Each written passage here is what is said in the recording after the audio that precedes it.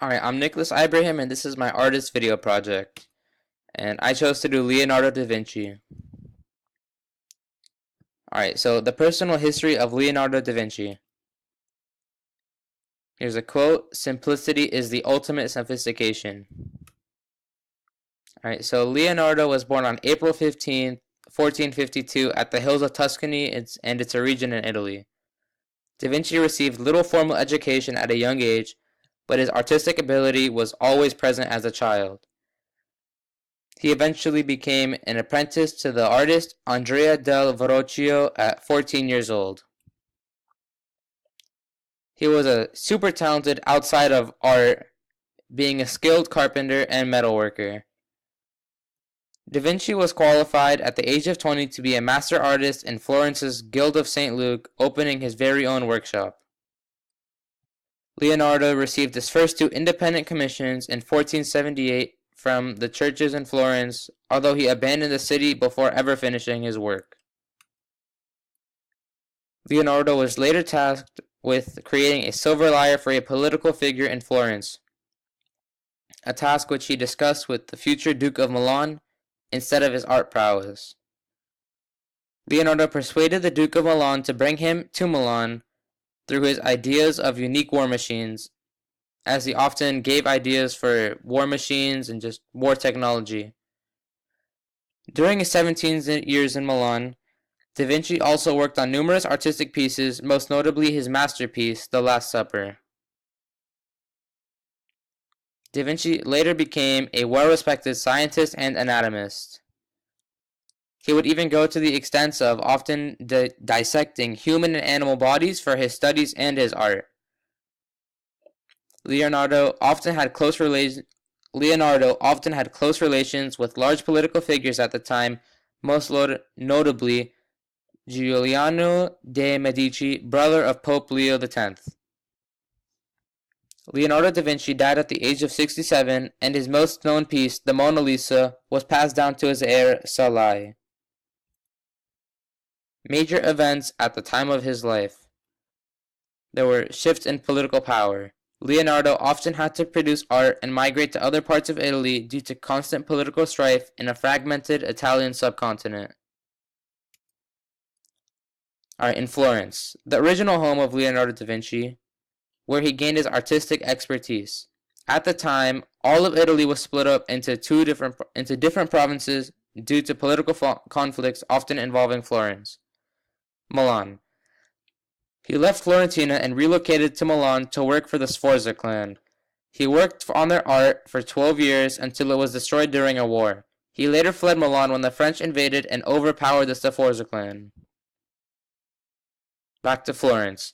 After being forced out of Milan due to political issues, Da Vinci resided in Florence where he painted portraits of individuals, most notably the Mona Lisa. Leonardo eventually moved back to Milan after making peace with a former enemy, Gian Giacomo Trivulzio.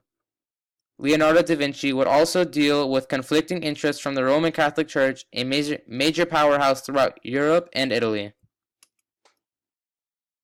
And this is Francesco Sforza, the Duke of Milan at one point. And he worked with Leonardo da Vinci during his time in Milan, and his bloodline was later displaced by French invaders. Other art movements at the time. Leonardo da Vinci fits well into the Renaissance era of the art timeline throughout history. The influence and impact of the Renaissance was most notably throughout Italy, which happens to be where Leonardo da Vinci resided and worked for during most of his life.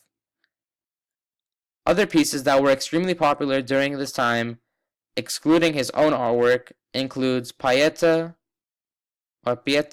David, and The Creation of Adam by Michelangelo, The Birth of Venus by Sandro Botticelli, and numerous other masterpieces that have influenced art today during modern times. His theories on art. Those who are enamored of practice without science are like a pilot who goes into a ship without rudder or compass and has never any certainty of where he is going. Practice should always be based upon a sound knowledge of theory. Leonardo's theory on art. Science. Da Vinci devoted much of his life to science despite being known for his artistry. He developed notebooks with numerous inventions, theories, and observations. However, his notebooks were extremely cryptic for unclear and controversial reasons. Nature. Leonardo often focused on human bodies and their uniqueness. He often used natural beauty, nature itself, or a mix of both in his art, and it became a staple style of his art throughout his career. Religion. Leonardo was a Catholic, although some of his actions and thoughts would contradict the beliefs, teachings, and claims of the Church. He recognized the hypocrisy of the Church and often incorporated his thoughts into his work. Leonardo felt that all of these abstract functions of our lives are combined and tied together well in art. Art movements. Leonardo da Vinci belonged to the Renaissance movement in Italy and throughout Europe.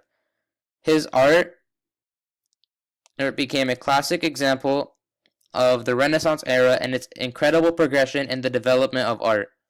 He especially focused on and led the Renaissance humanist movement. A prime example of the influence of Da Vinci through the Renaissance humanist movement would be through his most known masterpiece, the Mona Lisa. His masterpiece would go on to be one of the most incredible pieces of art throughout all of history, simply for the pure simplicity and beauty of the piece overall. His body of work. Here are three of Leonardo's most impressive and incredible masterpieces. Firstly, the Mona Lisa. It's the most well-known painting by Leonardo da Vinci and one of the greatest in all of history. Da Vinci was one of the first ever to popularize the Renaissance humanist movement to an extremely large scale due to this painting. The Last Supper. This masterpiece by Da Vinci exemplifies his unique affiliation with the Roman Catholic Church, earning both praise and controversy. It opened the door for other unique artists to express their opinions in ways that would be considered heretical to the Church. The Vitruvian Man. This is another unique piece by Da Vinci that perfectly embodies his brilliance through his ability to incorporate science in his art. Not only was Leonardo da Vinci a popular artist, but he was also heavily engulfed in anatomy and science, as you can see by the painting. Elements of design. Alright, so firstly, the line. Leonardo da Vinci often utilized lines throughout his work, most notably in the Mona Lisa through the curved lines in her hair. Shapes. Leonardo da Vinci used shapes throughout his work, especially organic shapes and in the backgrounds of his works. Color. Leonardo da Vinci uses numerous different colors to capture an image that he is trying to portray. He often uses contrasting tones of color to establish a sense of depth in his work. Shading. Leonardo da Vinci often places extra emphasis on the shading of his figures to add a sense of depth and detail. This is most noticeable on the mouth of the Mona Lisa. Direction. Da Vinci often uses a curved direction when painting his figures. This establishes a dominance of the figure, yet also a sense of gentleness. Size. Similarly to his use of direction, Leonardo establishes a sense of dominance in his figures, often placing his backgrounds far away from the figures. Texture. Leonardo da Vinci's paintings often utilize a rough, cracked surface that is emphasized by the smooth skin of the figure and the roughness of the background. The functions of art. Art for delight. Leonardo often painted simply to create a beautiful picture, although there was often deeper meanings behind each piece. Art as commentary. Da Vinci often uses paintings for his own messages or thoughts about society. This has also sparked controversy about possible messages behind the Mona Lisa or even the Last Supper. Art and worship. Da Vinci has also used art for worship purposes. One of his most famous pieces, The Last Supper, was created for a church in Florence. He also has made multiple other less-known sculptures for other churches as well. Art as self-expression. Leonardo often used his art to portray his own thoughts onto the canvas for the world to see, whether directly or indirectly. This has sparked lots of controversy throughout the globe, especially for his two most known works, the Mona Lisa and the Last Supper. Art criticisms.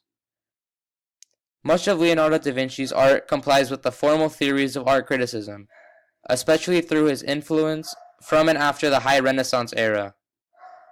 Leonardo da Vinci's art also fulfills the contextual theories of art criticism through his work being the archetypal example of the Renaissance. Leonardo and his work often complies with the expressive theories of art criticism through the commentary he incorporates into his work and the hidden messages.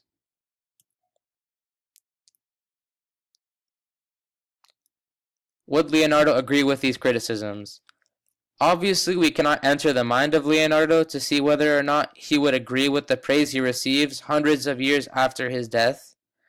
However, it can be inferred that he would agree with the praise he receives, as he recognized the true power and beauty of art, which he greatly appreciated and wielded with immense skill. Thank you. Hope you enjoyed my presentation, and here are my works cited.